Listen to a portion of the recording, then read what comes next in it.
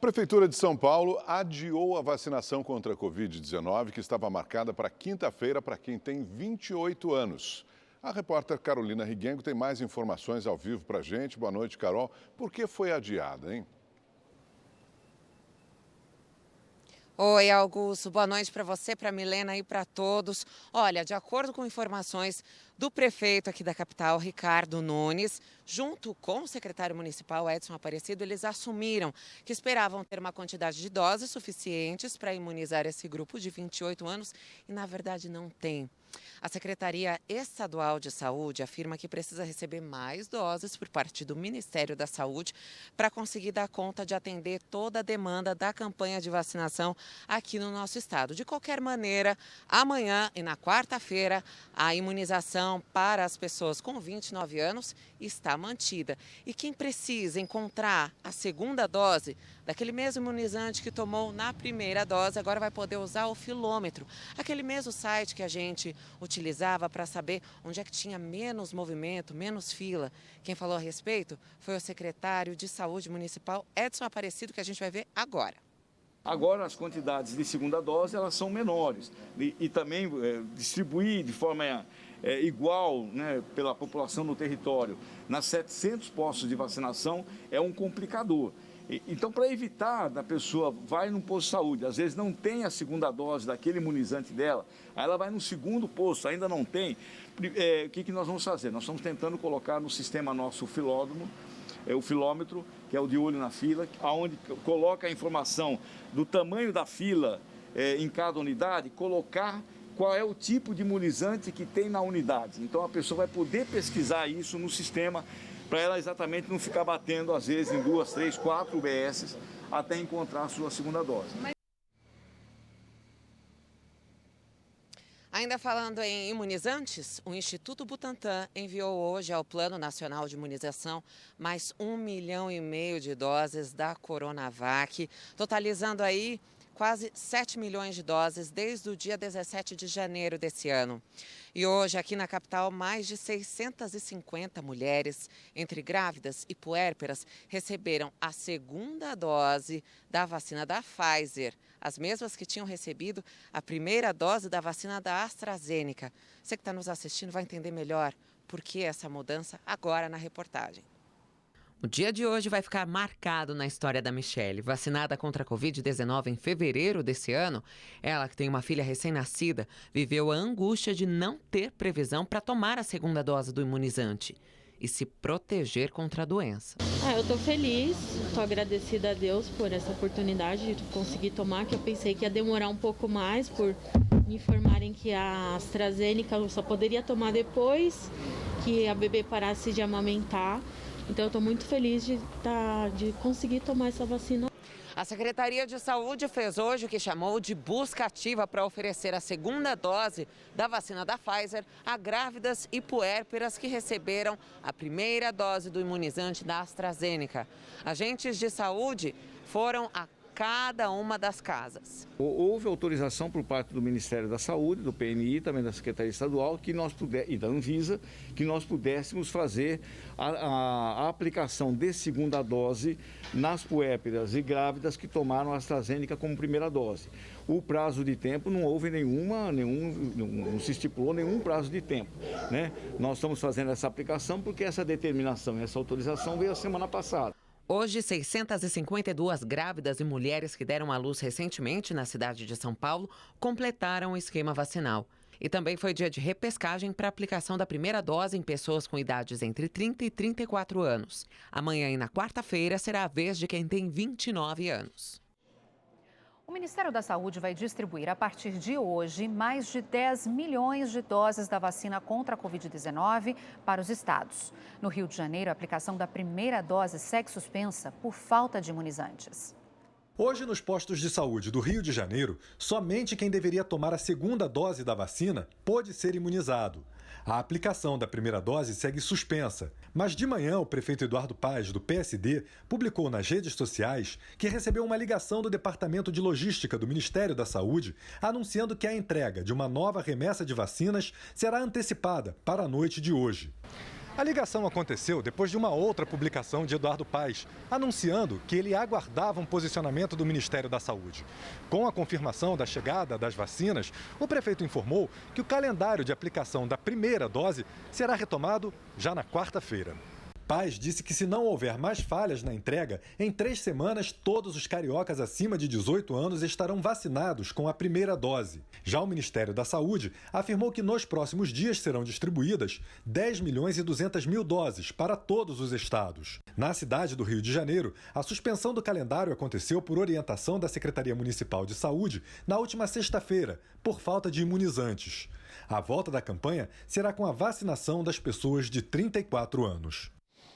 Ainda no Rio de Janeiro, a Prefeitura e a Fiocruz preparam para o período entre os dias 29 e 31 de julho, prepararam a imunização em massa de moradores do Complexo da Maré, conjunto de comunidades da Zona Norte. Mais de 30 mil pessoas devem ser vacinadas. Todas serão monitoradas para medição de anticorpos, verificação da taxa de proteção, imunidade de rebanho, efeitos adversos, contágio e dinâmica de novas variantes. O Ministério da Saúde lançou a campanha de vacinação para grávidas e puérperas contra a Covid-19. O lançamento da campanha trouxe novas orientações. Agora, as gestantes que se vacinaram com a vacina da AstraZeneca na primeira dose poderão completar a imunização com outra vacina, de preferência a da Pfizer. Qual que é essa modificação? Modificação no sentido de que aquelas gestantes que vacinaram com a vacina a AstraZeneca, principalmente no início da gravidez, no primeiro semestre dessa gravidez, lembrando que essa intercambiabilidade, você tomar um outro imunizante que não seja aquele aplicado na primeira dose, ele é apenas recomendado para as questões de exceção. Então, é importante que ela, sim, se vacine, faça essa intercambiabilidade, preferencialmente com a vacina Pfizer, a qual existem estudos já mostrando essa efetividade. Em alguns lugares do Brasil, a Coronavac também poderá ser usada como segunda dose. Também não recomendamos ainda terceiras doses de quaisquer que sejam os imunizantes. Essas tratativas estão motivos de estudos, de análises aqui no Ministério, através das nossas câmaras técnicas especialistas, através das sociedades. Inclusive, nós estamos planejando a vacinação do próximo ano, e isso será um motivo, inclusive, de um fórum para nós debatermos amplamente, não só com a sociedade brasileira, mas com a sociedade internacional, quais serão os esquemas, principalmente para o próximo ano. Então, nesse momento, não é recomendável terceira dose de nenhum imunizante. A secretária falou sobre a redução no intervalo de aplicação da primeira e da segunda dose da vacina da Pfizer, de 3 meses para 21 dias, e demonstrou preocupação com o aumento dos casos da variante Delta no Brasil. Ele está em análise por conta da tempestividade, a quantidade de vacinas que nós temos hoje e a preocupação com a variante Delta. Então, nós orientamos que se faça o maior número possível de pessoas com a D1.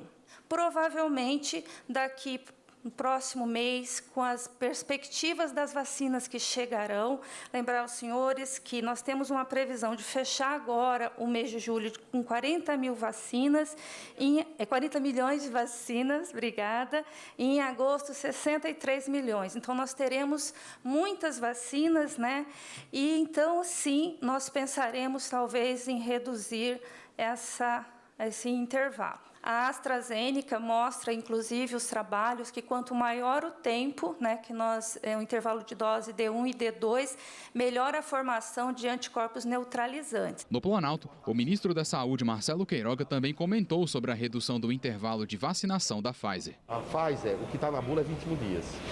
O grupo técnico do PNI opinou por fazer um espaço mais alargado naquele primeiro momento, porque queríamos avançar na primeira dose. Mas como as vacinas da Pfizer estão chegando agora num volume maior, é possível mudar essa estratégia. Nós já fizemos várias análises e com as entregas que temos é possível voltar para o prazo que está no bulário. A Agência Nacional de Vigilância Sanitária, a Anvisa, recebeu o pedido de uso emergencial para a vacina contra a Covid-19 do laboratório chinês Sinopharm. A solicitação foi feita pela Blau Farmacêutica, que representa o imunizante no Brasil. O desenvolvimento da vacina da Sinopharm não teve estudos clínicos conduzidos aqui. Segundo a Anvisa, isso não impede que a análise do pedido seja feita.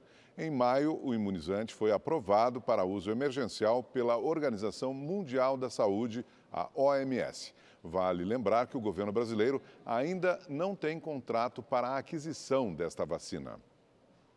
Vamos agora aos dados atualizados da vacinação no Brasil com Gabriela de França. Boa noite, Gabriela. Bem-vinda de volta. Obrigada. Boa noite, Milena, Augusto. Ótima noite para você de casa. Olha só, a gente começa a semana com 96.170.374 pessoas que já receberam a primeira dose da vacina contra a Covid-19, que representa aqui 45,42% da população.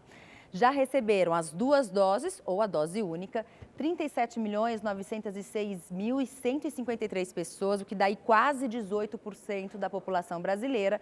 E foram aplicadas até agora, em todo o Brasil, 134.076.527 doses. Agora a gente vai ver o ritmo da vacinação entre os estados.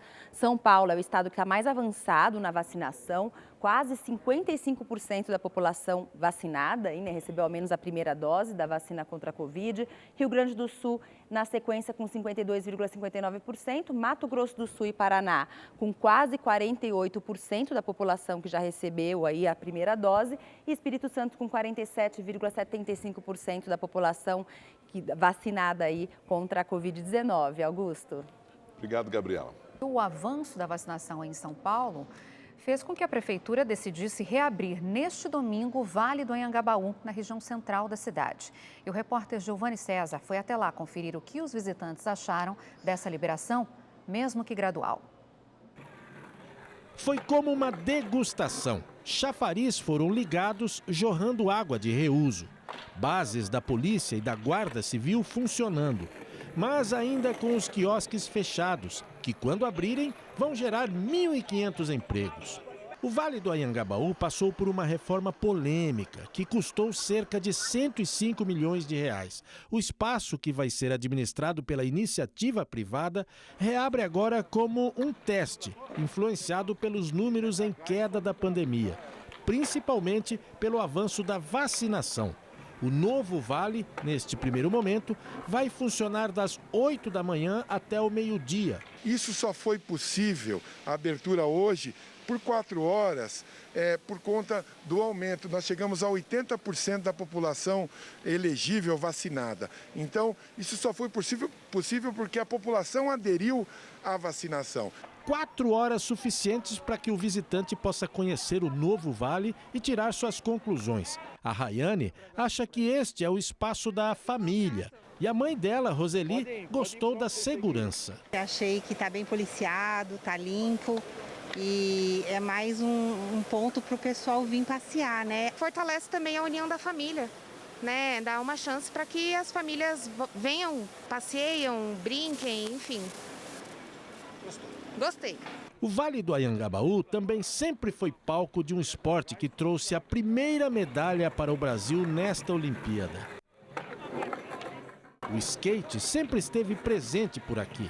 Desde a década de 80, skatistas usam a arquitetura do vale como obstáculos. Assim, o local virou referência para os praticantes do esporte em toda a cidade. A cultura de rua em São Paulo é tão forte que o pessoal do skate convenceu a prefeitura a reconstruir a pista neste local.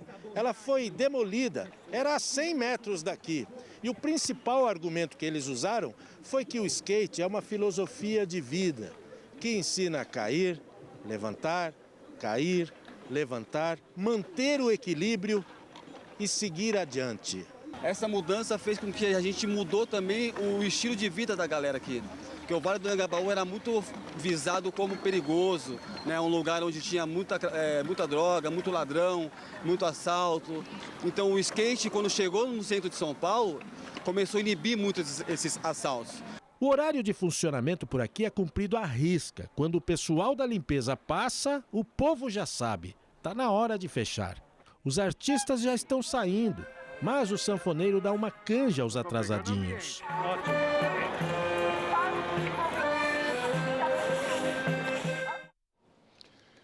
Um estudo inédito realizado em São Paulo pelo Hospital da AACD, a Associação de Assistência à Criança Deficiente, comprovou os benefícios de uma cirurgia realizada em pacientes com paralisia cerebral.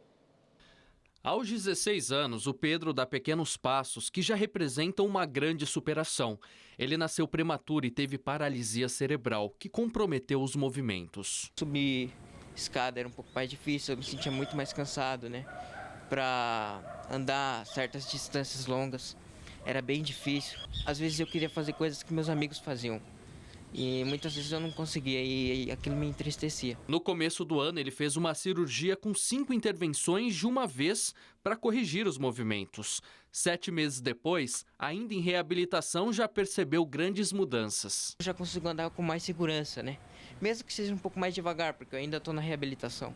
Sim. Mas isso já me agrada, né? Eu consigo estender o joelho, me sentir feliz. Essa liberdade de andar confortável é muito legal. A cirurgia multinível é realizada desde a década de 90 e o grande benefício é a possibilidade de corrigir diversos problemas ao mesmo tempo. Reflete em ter mais autonomia por andar com melhor qualidade, com mais resistência, com mais autonomia.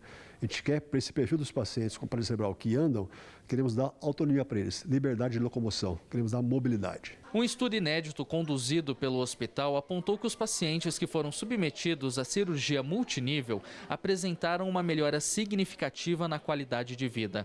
A pesquisa revelou que foi possível atingir níveis elevados de recuperação da parte motora nos pacientes diagnosticados com paralisia cerebral. No Hospital da AACD em São Paulo, são atendidos cerca de 500 pacientes por ano com esse tipo de problema. A pesquisa avaliou 258, entre 7 e 26 anos, que realizaram a cirurgia.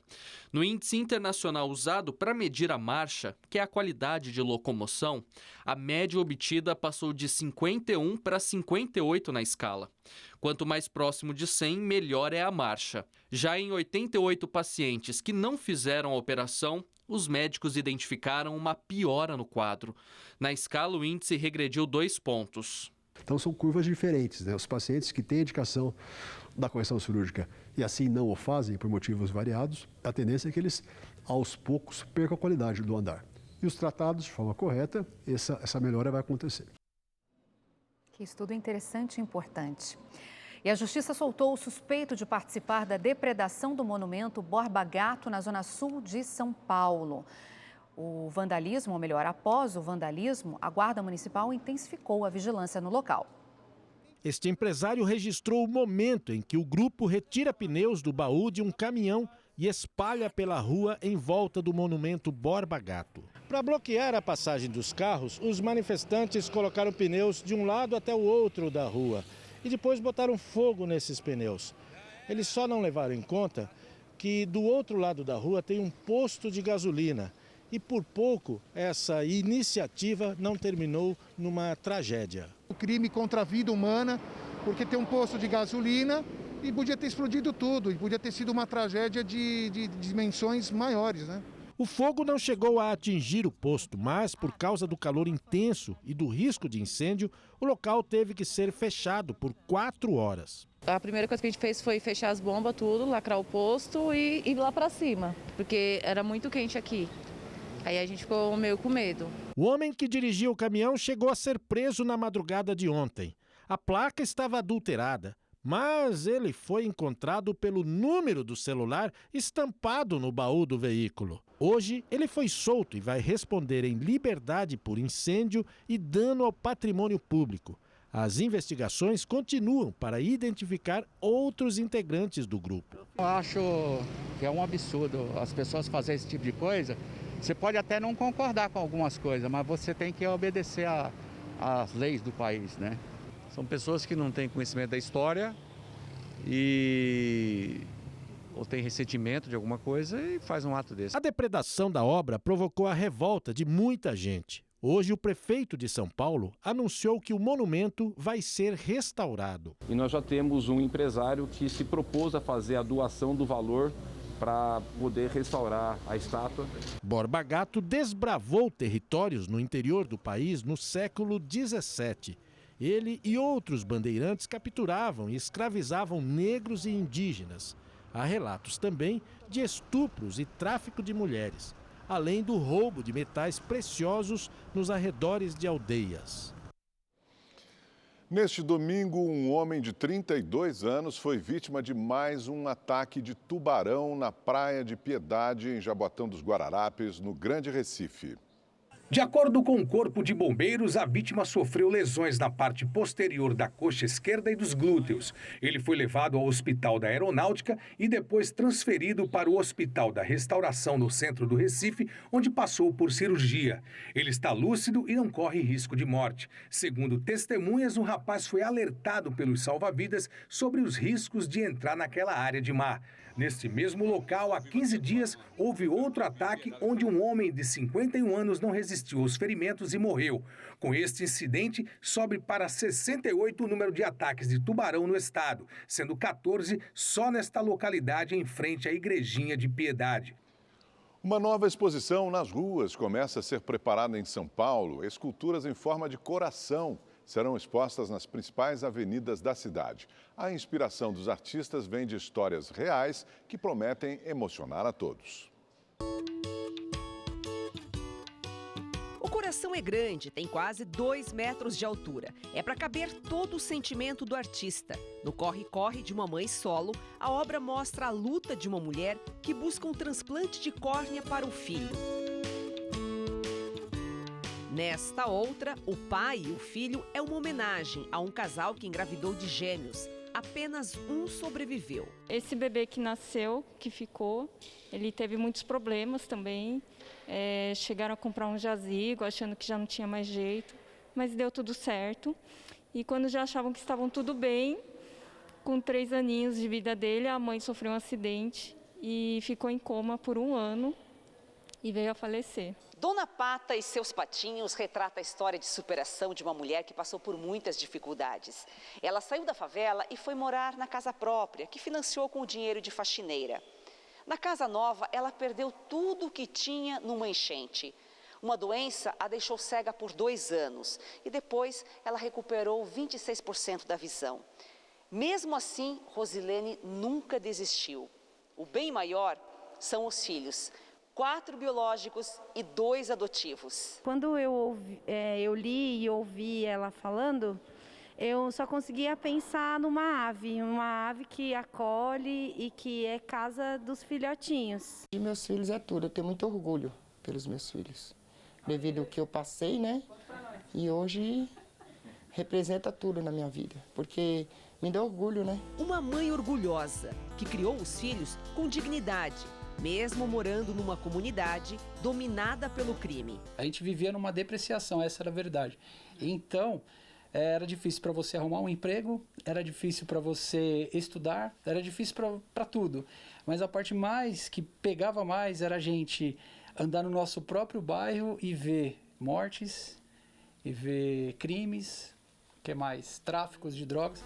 Na casa de Rosilene, descobrimos um personagem que não está na escultura, mas tem papel importante na vida dela. Esse aqui é o cara também, que junto com essa rainha aqui, ó, me ensinou tudo que eu sei hoje. Tudo que eu sei hoje. Não sou filha dele de sangue, mas todo mundo fala que eu pareço com ele. Então, eles dois juntos, Deus cruzou o caminho dos dois juntos naquele Madalena, ensinou tudo que a gente sabe e falou, não, esse casal aqui ó, vai dar certo. São 70 peças produzidas por artistas diferentes. Após a finalização, o material vai receber um verniz anti-pichação, já que vai ficar em locais abertos. As esculturas serão expostas nas principais avenidas de São Paulo a partir de 2 de setembro. Com histórias de amor, de superação, família, trazendo esperança para os dias, para a vida das pessoas. Pode ter faltado comida, pode ter faltado muita coisa, mas eu acho que nessa casa aqui nunca faltou amor, né? Não, amor não. Amor, respeito, né? Não. Isso aí acho que é a base de tudo. Família, família. A ministra do Supremo Tribunal Federal, Rosa Weber, determinou que o Congresso Nacional preste esclarecimentos sobre a aprovação de quase 6 bilhões de reais para o fundo eleitoral do ano que vem. Também hoje, o presidente Jair Bolsonaro afirmou que irá vetar apenas o que ele chamou de excedente do fundão. Vai ser vetado o excesso do que a lei garante. Tá? Certo. Então, a lei, quase 4 bilhões o fundo.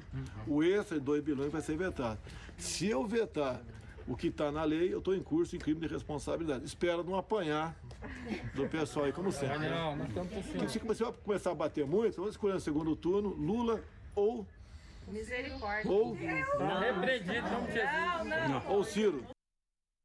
A deputada federal Joyce Hasselmann, do PSL de São Paulo, prestou depoimento à Polícia Civil do Distrito Federal na tarde de hoje. Ela entregou aos policiais um objeto encontrado no apartamento em que mora em Brasília. A parlamentar acredita que essa peça possa ter sido esquecida pelo suposto autor da agressão que ela sofreu na última semana. O depoimento prestado à Polícia Civil do Distrito Federal foi o terceiro da deputada Joyce Hasselmann sobre a agressão sofrida na madrugada do dia 18 de julho. A parlamentar acordou sobre uma poça de sangue e com lesões sobre todo o corpo. Joyce afirma não se lembrar do que ocorreu, mas reafirmou a suspeita de que foi vítima de um atentado. Prestei depoimento aqui à polícia. Basicamente, compartilhei o que já tinha dito a Polícia Legislativa, eles trabalham numa boa parceria. Entreguei cópia de todos os depoimentos do meu marido, do funcionário que chegou, o primeiro funcionário que chegou no apartamento. A parlamentar também entregou aos policiais um objeto encontrado ontem no apartamento funcional em que ela mora, em Brasília. A deputada preferiu não dar maiores detalhes aos jornalistas. É um objeto que não pertence a ninguém, então basicamente precisa saber como esse objeto foi parar lá dentro. Não é um objeto que estava sujo de sangue, que tem marcas de sangue, nem nada disso. É simplesmente um objeto que não pertence a absolutamente ninguém da minha casa.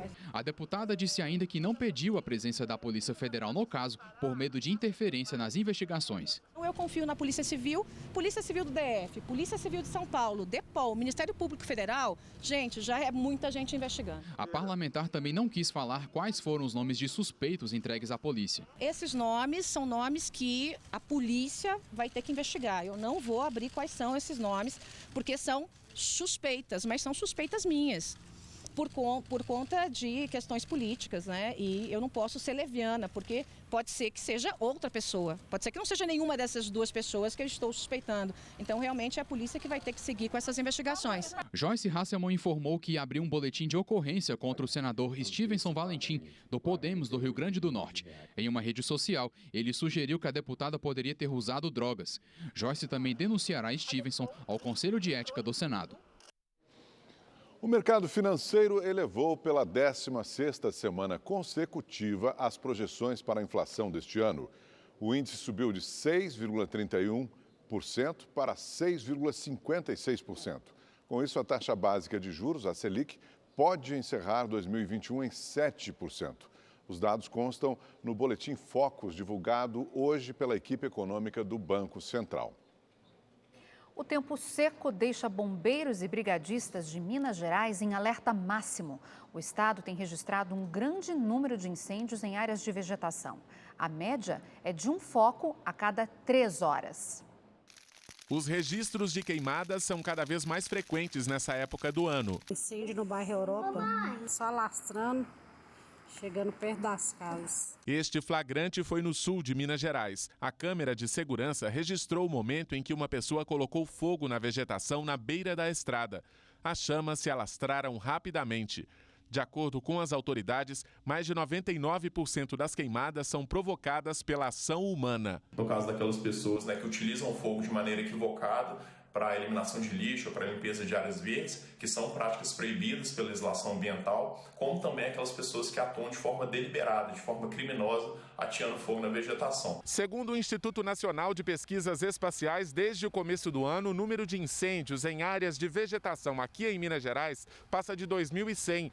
A média é de um foco a cada 3 horas, quase o dobro do registrado no mesmo período do ano passado. Bombeiros e brigadistas estão em alerta máximo. O período de estiagem, que vai até outubro, deve ser mais severo esse ano. Pelo fato do nosso relevo ele ter muitas montanhas, muitas serras, a gente tem a formação de corredores de vento nesse local, acaba transformando pequenos focos em grandes incêndios florestais em questão de minutos. No Parque Estadual da Serra do Rola Moça, na região metropolitana de Belo Horizonte, o monitoramento é feito 24 horas por dia e as equipes ficam de plantão em pontos estratégicos. A gente tem conseguido, nesse ano, tempo de resposta em 11 minutos. Então é muito rápido. Você imagina se você demora 20, 30 minutos para chegar no incêndio, o quanto que ele já não avançou. No ano passado, os estragos causados pelos incêndios foram grandes. Só na Serra do Cipó, quase 2.000 hectares de vegetação foram consumidos pelo fogo. Um fogo desse pode dizimar uma população enorme aí de habitantes do parque. Então a gente tem que evitar ao máximo esse incêndio, porque ele é muito prejudicial. Já estão falando que está vindo muito frio por aí. Vamos saber da previsão do tempo com a Gabriela de França. Fala, Gabriela. Isso mesmo, Augusto. Todo mundo falando disso, desse frio intenso. E olha, gente, ao que tudo indica, teremos sim a semana mais gelada do ano em grande parte do Brasil. As temperaturas vão despencar, então você de casa pode se preparar, separa aqui coberta, aquele edredom, aquela meia de lã, cachecol, porque vai esfriar para valer. Teremos temperaturas negativas, geada, deve voltar a nevar. E olha só, gente, na região serrana do sul do Brasil, a temperatura a sensação térmica, né, pode chegar a menos 25 graus, 25 graus abaixo de zero. Não consigo nem imaginar essa friaca toda. Bom, o que vai provocar, né, esse frio severo, intenso em grande parte do Brasil é uma massa de ar polar bem forte, poderosa, que vai avançar aqui pelo Brasil, vai derrubar as temperaturas, inclusive em áreas aqui do norte, centro-oeste, até o pessoal da Bahia vai sentir esse friozinho. E o tempo já começou a mudar no Rio Grande do Sul, na capital gaúcha, em Porto Alegre, depois de um final de semana de muito sol, calor aí acima de 30 graus, né? Hoje já ficou nublado, máxima de 25 graus e até quarta-feira a temperatura cai para 2 graus de mínima e não passa dos 11 graus. Em Santa Catarina e no Paraná, antes do frio, tem alerta para temporal. Amanhã chove forte aqui nessas capitais, Florianópolis e Curitiba, e as máximas não passam de 20, 21 graus, mas pode se preparar que a temperatura vai cair bem por lá também, viu? Na capital paulista, terça-feira ainda de sol, calor de 28 graus, mas na quarta-feira o tempo fecha, a temperatura cai para 15 graus, com 8 graus de mínima e vai esfriar muito mais ainda. No Rio de Janeiro a mesma coisa, sol, calorão de 31 graus amanhã, quarta-feira com chuva isolada, máxima de 22, mínima de 15 e a semana vai terminar gelada também para os cariocas. E o dia amanhã ainda promete ser de sol, de tempo firme em grande parte do Brasil.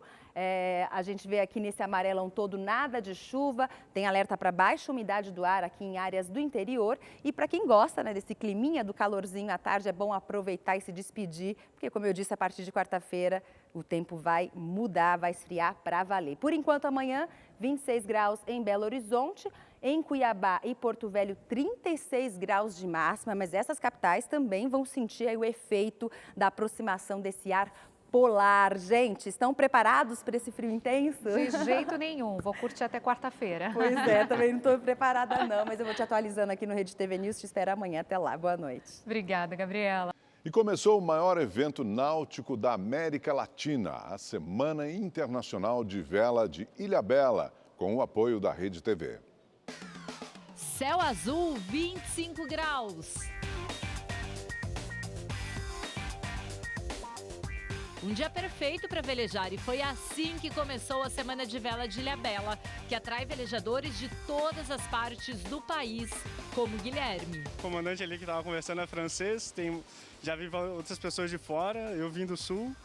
Tem gente do Nordeste, daqui do Sudeste, tem gente do Brasil inteiro. Na abertura do evento não podia faltar o tradicional desfile de barcos. As 80 embarcações que competem na Semana de Vela de Ilhabela passam por aqui para saudar o público e seguem para a largada da tradicional prova de Alcatrazes. Um percurso de 55 milhas náuticas que contorna o arquipélago do litoral norte. A prova é uma das mais longas da semana, com quase 6 horas de duração. O vencedor da etapa foi o barco Xamã de Ilhabela. Nós largamos com uma certa dificuldade, o vento parou lá na saída do canal, o que pra gente não é uma das melhores coisas, porque o barco ele é um dos barcos mais pesados ali entre os barcos de ponta. A vitória ontem, Alcatrazes por Boreste, Marinha do Brasil, foi muito boa pra gente, a gente ficou muito feliz, a equipe ficou muito feliz. Já o barco Fênix, estreante na competição e considerado mais moderno do Brasil, cruzou a linha em primeiro lugar. mas quando o tempo foi corrigido, caiu para sétimo.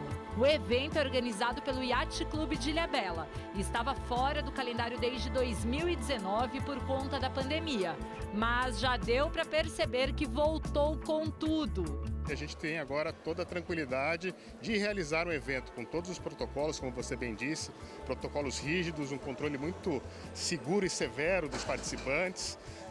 E não tenho dúvida alguma que será um evento de sucesso, sem qualquer problema pandêmico ou algo dessa natureza. Hoje o dia foi de folga e as regatas voltam com tudo nesta terça-feira. A Semana Internacional de Vela de Ilhabela vai até o dia 31 de julho e tem o apoio da Rede TV. Só corrigindo o quadro de medalhas do Brasil nas Olimpíadas, são 2 de prata e 1 de bronze. Que venha logo a quarta. O Rede TV News de hoje fica por aqui. Para você, uma ótima noite, excelente semana. Boa noite e até amanhã.